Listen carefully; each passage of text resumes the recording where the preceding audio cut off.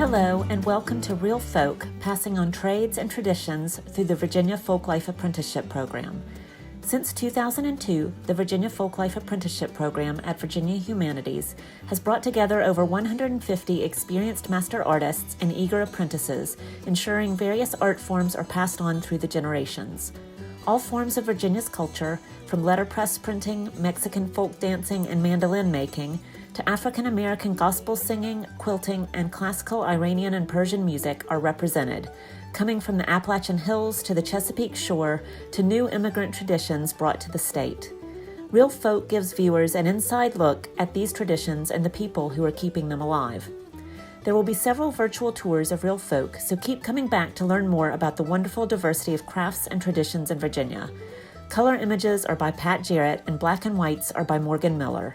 Special thanks to Virginia Folklife, especially John Lohman and Pat Jarrett, for their collaboration and support of this exhibit.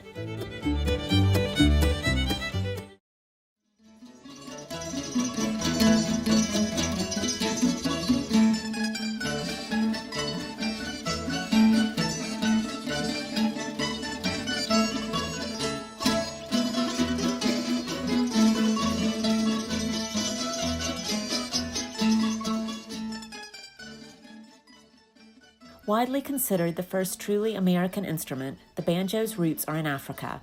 It was brought to our shores by enslaved people and later developed into what we now know as the modern banjo. Sammy Schuyler, who started playing at 4 years old, is one of the greatest bluegrass banjoists of our time, combining traditional ways with striking innovation. He now leads the Lonesome River Band, one of the most sought-after bluegrass bands in the country. Sammy apprenticed Ashley Nail, a fine player and singer who now performs with her own all-female bluegrass band, Loose Strings.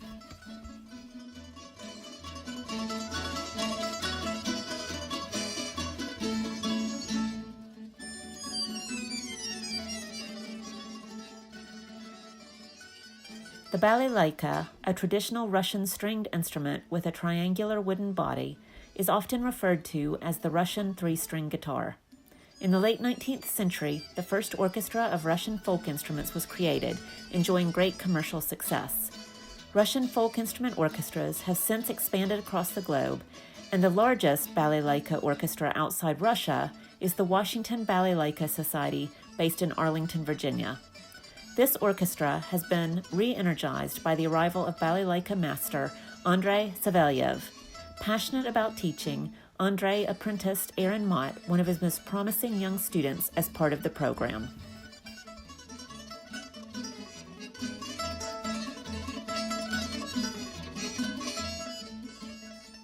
Faith is at the heart of Cora Harvey Armstrong's 50-year career as a singer and musical director of gospel music.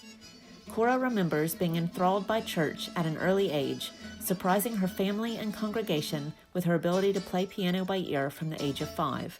She soon joined her sisters to sing with their mother in the family singing group, the Harvey Family. Cora's apprentice, Samantha Willis, started singing gospel music at the age of 3. Samantha sings professionally with her sister as the Johnson Sisters, and she is also an award-winning journalist and scholar of gospel music.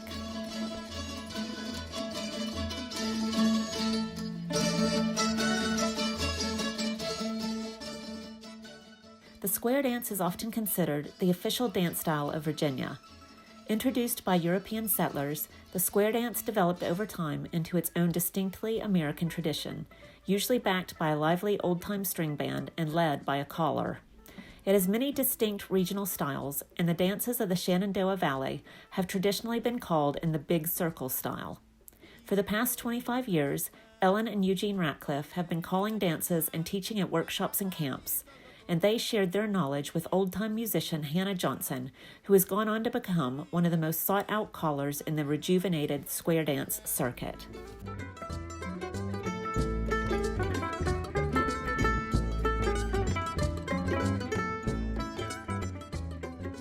Dr. Nadir Majd was born in Iran and began studying music at the age of 6. He immigrated to Northern Virginia in 1968, where he performs and teaches music in the local Islamic community. Nadir plays the Persian hammered dulcimer, the tar, and the sitar, all instruments essential to prayer music, and he formed the Center for Persian Classical Music in 1997. With his apprentice, Dr. Ali Reza Analoui, also a master artist who plays the Persian drums, Nadir works to preserve and perpetuate these wonderful musical traditions.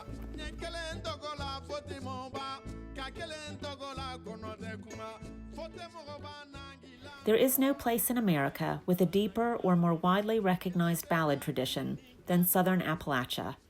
Kay Justice grew up surrounded by music. Both of her grandmothers sang at home and in church, one playing old-time banjo and the other pump organ and piano. Kay's own interest in traditional Appalachian music blossomed in the 1960s, and she sought out older practitioners to discover common and more obscure traditional songs and tunes and to learn to play the old-time banjo. Kay apprenticed beloved fiddler, educator, and music advocate Helen White, who sadly passed away in 2019.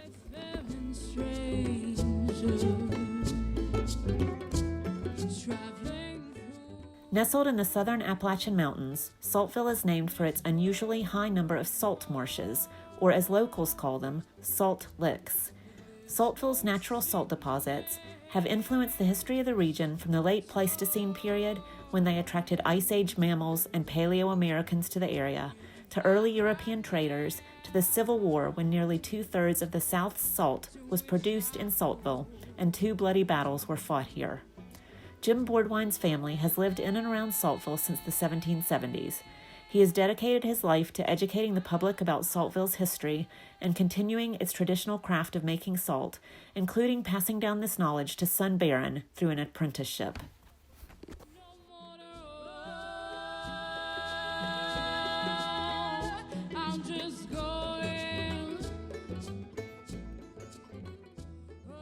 Appalachia is largely considered America's first frontier.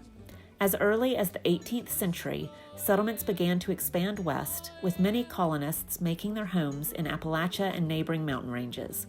Those settlers worked the land with traditional farm implements and hand tools made from local wood. Danny Wingate has been a lifelong practitioner of the art of wooden tool making, and he is deeply committed to educating others about pioneer-era trades and traditional mountain crafts. Danny worked with Sam Linkus, a gifted blacksmith who was particularly interested in learning to make tools for greenwood furniture joinery.